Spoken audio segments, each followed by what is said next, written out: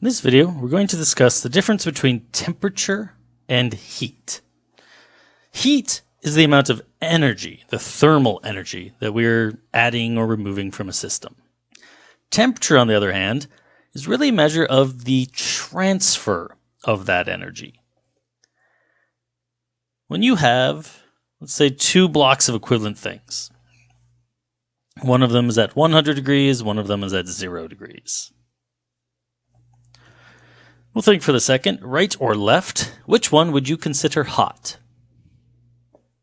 Probably the one that's 100 degrees, and so cold is our 0 degree.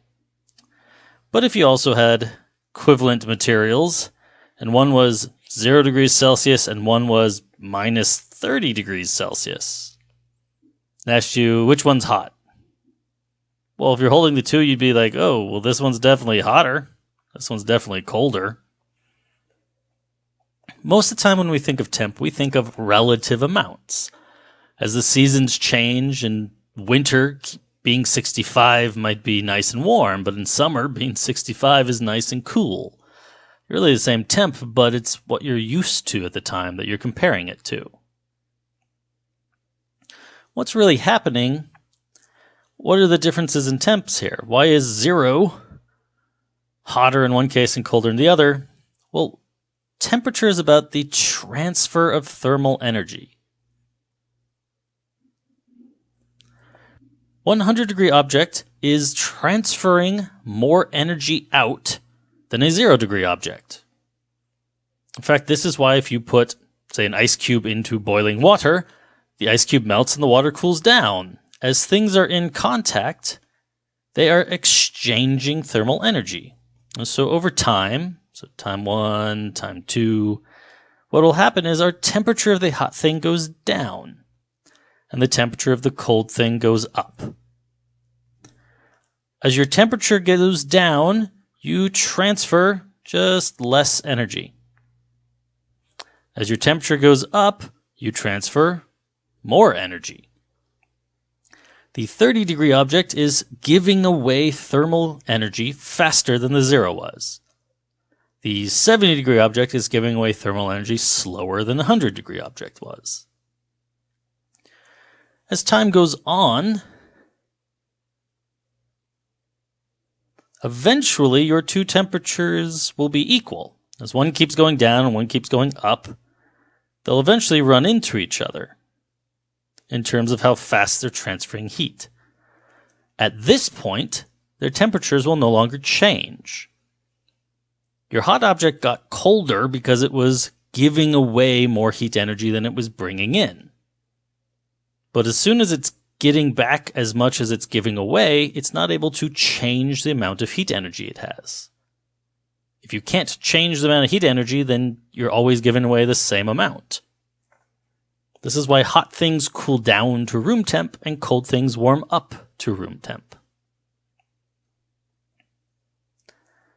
This also explains what's going on with our 0-degree object changing whether it's hot or cold. Our 0-degree object is still giving away just as little as it ever was, but our minus 30 is giving away even less energy than the 0-degree object. Over time, these two would change their temperatures until they were both somewhere in the middle.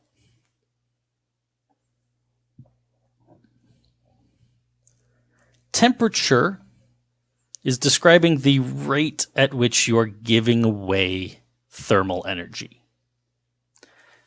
Thermal energy, heat, is the amount of energy you're giving away or receiving.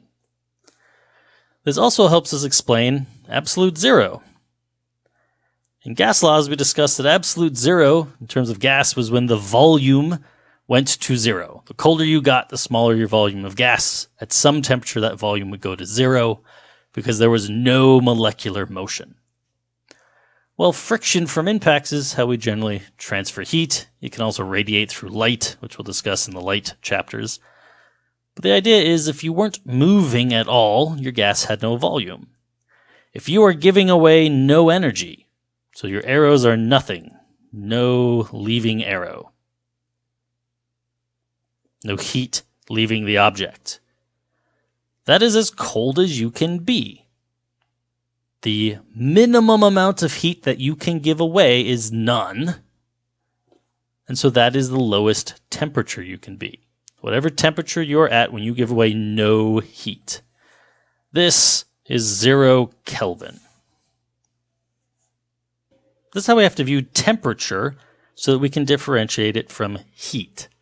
Temperature is really a measure of how fast you're giving away heat. Heat is the actual energy you are giving away.